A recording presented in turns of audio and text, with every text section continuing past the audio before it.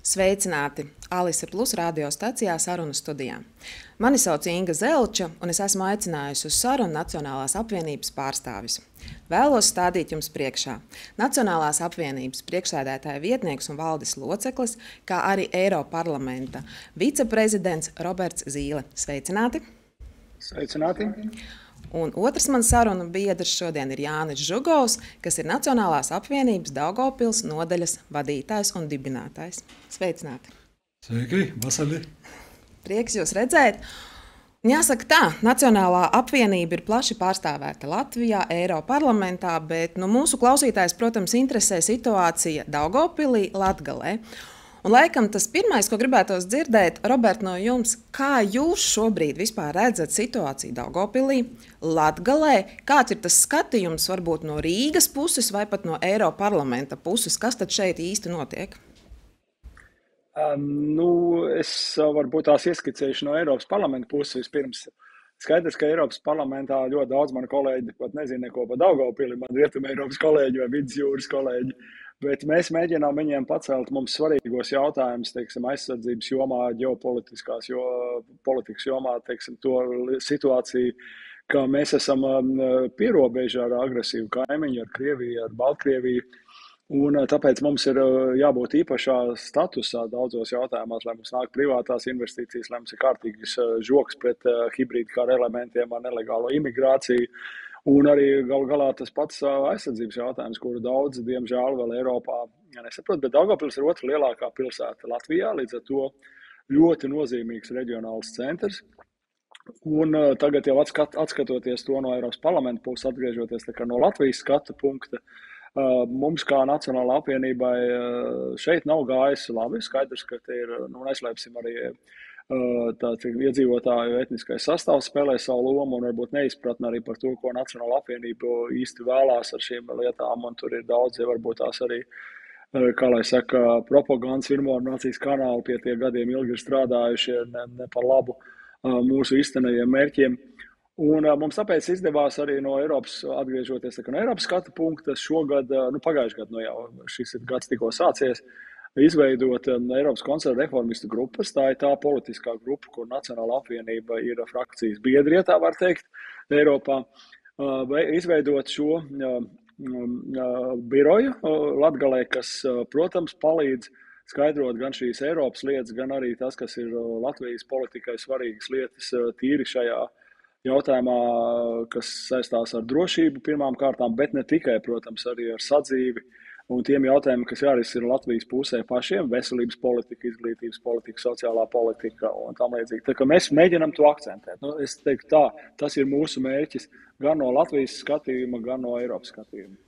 Tad tas pirmais solis ir, birojs ir atklāts un šeit tā darbība ir sākusies, bet tagad jautājums pie Žugovkunga. Jūs to darbību pēdējā pusgadā, tad ir tāda aktīva darbība ir notikusi, nodibināta nodaļa, ir vākti biedri. Kā jums ir gājis visu to pusgadu? Kāds ir tas jūsu priekšstats vai tas vērtējums, kā tad ir pagājis šis laiks? Jā, vispirms es gribu pateikties Robertam par to, ka viņš izveidoja šo Eiroparlamenta Eiropas konservatīvo reformistu biroju, Daugavpilī Latgales biroju, un man ir liels gods būt ar šī biroja vadītāju. Un, ja runājam par tiem uzdevumiem, tad līdzīgi kā Roberts pat teica, ka viņam ir jāpārliecina ir tie dienvidu valstu deputāti par to, kas tad notiek Baltijas valstīs un mūsu reģionā.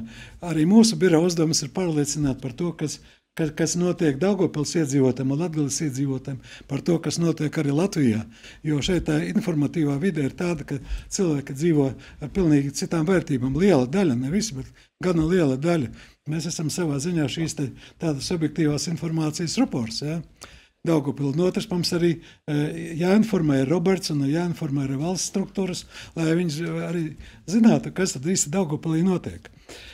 Kādas varbūt tās pēdējā pusgada aktivitātes, kādas tad jums ir sanācis veidot, darīt, lai jūs pamanītu pilsētā? Pirmkārt, jāpiemina tas, ka šis ECR grupa mūsu partija ir saistīta ar ECR grupu, ar Nacionālo apvienību, un Roberts Zīle ir arī Nacionālās apvienības biedrs, un es esam mūsu arī vienota partija. Ja?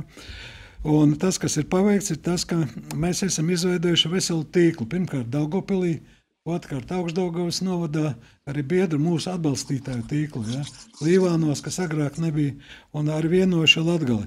Mēs esam sadraudzējušies ar kontaktus nodibinājuši ar masu mēdījiem, kas agrāk mums nebija, ja? Un mums ir iespēja arī šodien studijā būt klāt un pastāstīt par savām aktivitātēm, un es domāju, ka Roberts to mums lieliski izmanto šo arī iespēju, bet es gribētu, ja drīkst pastāstīt tomēr atbildēt uz vienu jautājumu. Vai es esmu pirmo reizi Daugavpilī? Vai tas būtu bijis noteikti nākamais īstenībā jautājums, ko varbūt ir vēršoties pie Zīles kunga, ka jā, Nacionālajai apvienībai nav pieredze vai, teiksim, salīdzinājums, ko varētu pateikt, kā jums veiksies vēlēšanās, jo nav tas salīdzinājums, ar ko salīdzināt. Nav iepriekšējo vēlēšanu rezultātu, kur varētu pateikt, kā būs.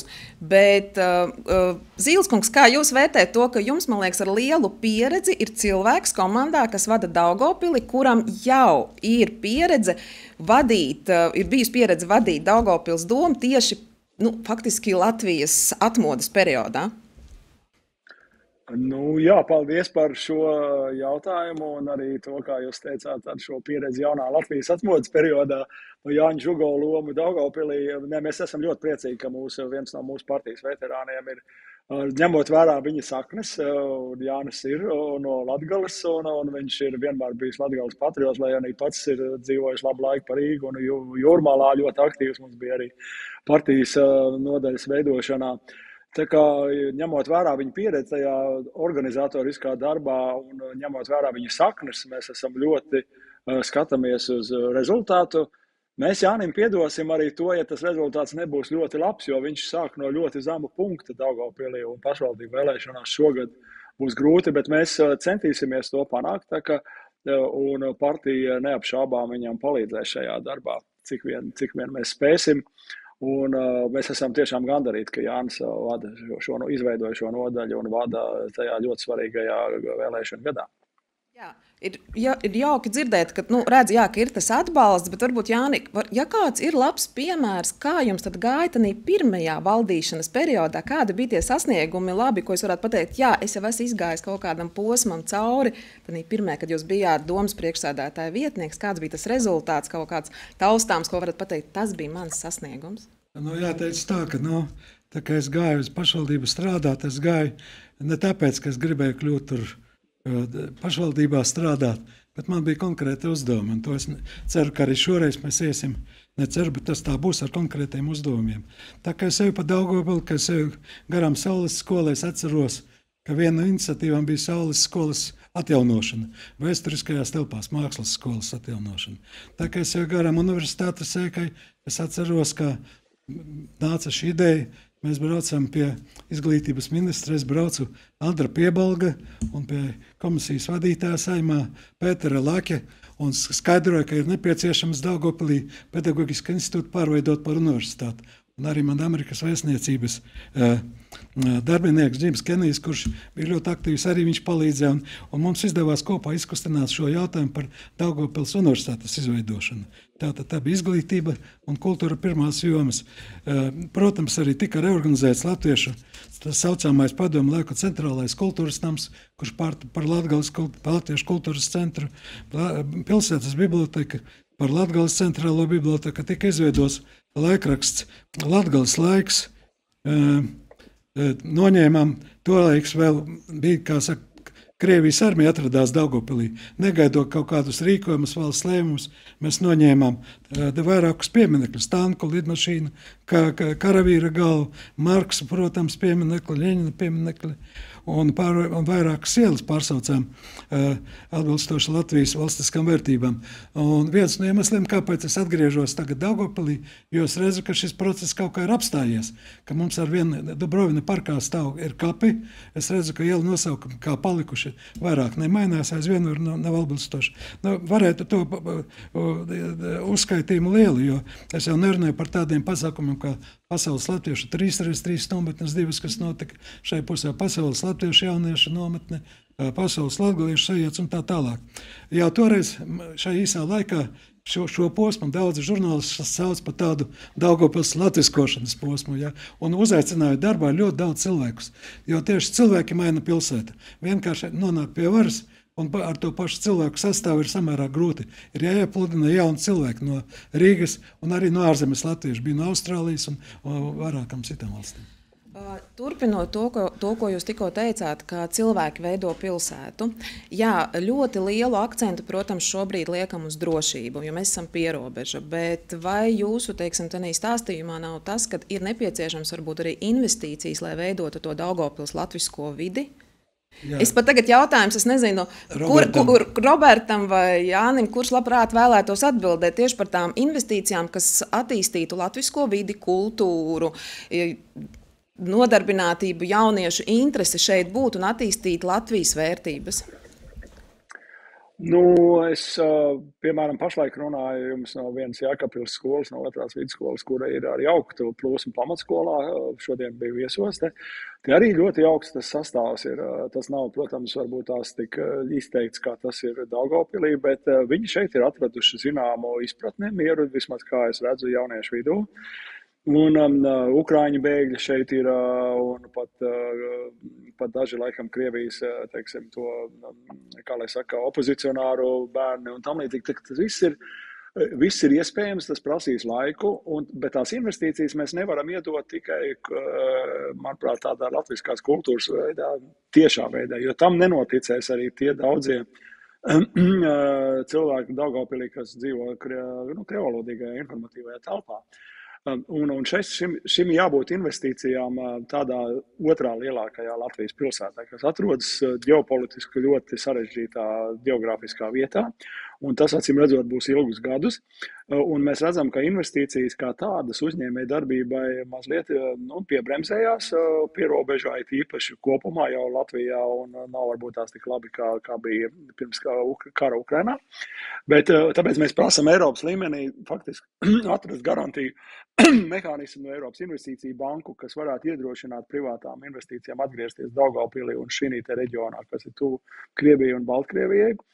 Un tāpat arī mūsu kaimiņiem, lietuviešiem, arī igauņiem un arī poļi tajā līdzīgā situācijā ir. Un tad, ja tā investīcija radīs nodarbinātību cilvēkiem, ticību, ka Eiropas virziens ir pareizais arī tiem, kuri pašlaik ir varbūt skeptiski par šo rietumu virzienu Daugavpils iedzīvotāju vidū, tas ļaus tad ar pareizu metodisku valsts valodas, teiksim, un kultūras ietekmi, kas nebūs naidīga, bet kas parāda arī, ka rietuma demokrātijas ceļš ir tas pareizais, kas arī īstenībā ir katra latgalieša, katra arī Krievu tautības cilvēka īstais mērķis. Jo tai otrā pusē ir agresivitāte un īstenībā samērā otrā pusē robeža, es domāju, ir agresivitāte, neskaidrība un nedrošība dzīves veidošanā. Tas prasīs kaut kādu laiku, bet tas ir vienīgais kādā veidā tātad ekonomiskā un sociālā attīstība, kas ļauj noticēt rietumu virzienā intereses arī jebkuram citam šodien citādi domājošam. Vai es pareizi sadzirdēju, ka tomēr ir, kamēr nebūs tāda stabila drošības sajūta, tomēr ar investīcijām tad sanāk mums tā kā grūtāk uz šo reģionu viņas ieviest, ja? Jā, tāpēc es teicu, ka mēs prasījām no Fonda Lainas komisijas vadītājas arī, kad viņa bija pie mums pirms ievēlēšanas pagājušā vasarā, kurā viņa nepārāk liela balss pārsvaru Eiropas parlamentā tika akceptēta, un mēs atturējāmies Latvijas Eiropas konservatīvu reformistu grupas deputāti, gan es, gan Kols, gan Reinis Pozņaks, kas ar mums pievienojies Eiropā. Un viņa neatbildēs to jautājumu, vai viņa radīs šos produktus, kas garantē. Sniedz garantijas. Ja jūs liekat privātais investors, piemēram, kādas rūpnīcas attīstībai vai kāda cita, teiksim, startup centra attīstībai Daugavpilī, tad skaidrs, ka viņam ir lielāki riski nekā to darīt kaut kur Vācijā vai Spānijā vai Itālijā, piemēram. Šie agresīvā kaimiņu dēļ. Un tāpēc tās garantijas ir vajadzīgas, lai kaut kādu riska situācijas dēļ tas uzņēmējs nezaudē visu savu investīciju.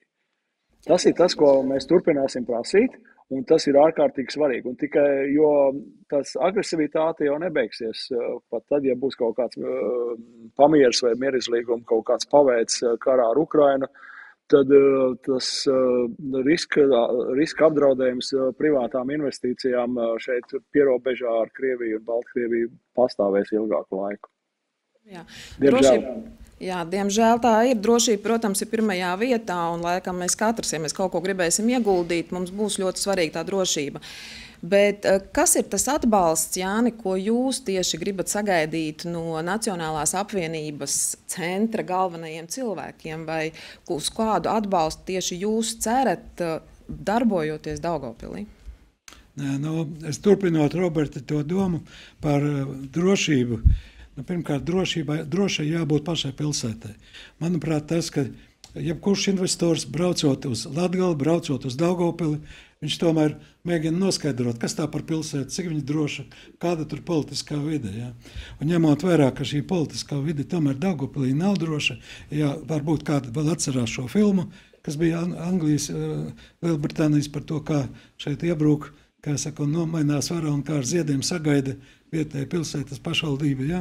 Es domāju, ka tas arī spēlē savu lomu. Tāpēc viens no mūsu galvenajiem uzdevumiem ir radīt Daugavpilī maksimāli drošu vidi, politisko vidi.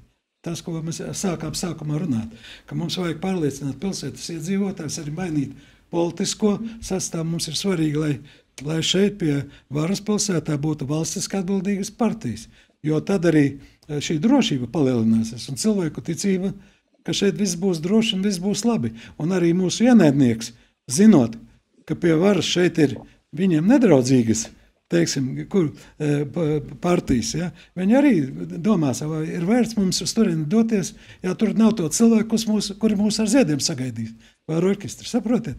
Un tad tam ir ļoti liela nozīme, to mēs jau 90. gados esam izgājuši. Es uzskatu, ka viens no galvenajiem uzdevumiem mums ir radīt drošību. Un to palīdzēt, protams, mums vienam neizdosies. Es domāju, ka mums Saeimā ir komisija vadīta, komisijas drošības komisijas valsts biedrs ir Jānis Dombra un daudz cita deputāti, kur mums palīdzēs, un tā kā mēs arī būsim valstiskā mērogā, iespējams valdībā, tad mēs darīsim visu, lai stiprinātu drošību tieši Latgales pilsētās. Es ceru, ka to kaut kādā likumdošanā arī varēsim īstenot un tam līdzīgi. Laikam, jo tā drošība balstās uz to, lai tie cilvēki paši noticētu, ka šī ir tā drošība, ko mēs varam radīt, un tā ir tā mūsu vērtības, mūsu Latvija kultūra, ko mēs tā kā gribam. Jā, tas ir gan no vienas puses, gan arī to, ko Roberts teica, arī, lai viņi redz to ekonomisko pienesumu no rietumiem, un lai viņi redz arī to, ka arī pašvaldība, jo, diemžēl, šobrīd gadās tā, ka it kā tā palīdzība no rietumiem nāk, bet tā tiek pasniegta bez maz kā tāda, kaut kāda vietējās, lokālās, tāda samērā prokremliskās partijas darbs, paveikums.